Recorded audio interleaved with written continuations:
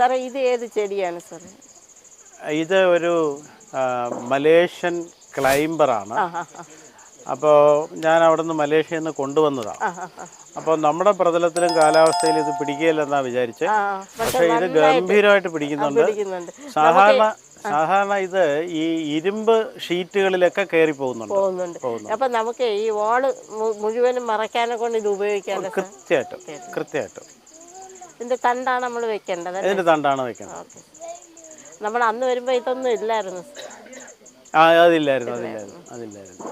സാറേ ഈ ഫൗണ്ടൻ പുതുതായിട്ട് ഇപ്പൊ സെറ്റ് ചെയ്തതാണ്. ഇത് എങ്ങനെയാണ് സാറിന്റെ ആശയം? ഇത് ഇവിടെ നമ്മുടെ ഇന്ത്യയിൽ പല സ്ഥലങ്ങളിലും ഞാനത് കണ്ടിട്ടില്ല. അതെ, ഞാനും. പക്ഷേ വിദേശത്ത് ഇന്തോനേഷ്യയിലും മലേഷ്യയിലും ഒക്കെ ഇത്തരം സംഗതികൾ ധാരാളമായിട്ട് കണ്ടിട്ടുണ്ട്.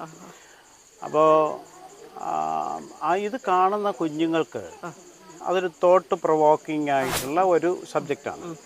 എങ്ങനെയാണ് ആ കെറ്റിൽ ആകാശത്ത് ഉയർന്നു നിൽക്കുന്നത്? ഇതിൻ്റെ ഒരു അന്വേഷണ ആസക്തി കുഞ്ഞുങ്ങൾ പടരും.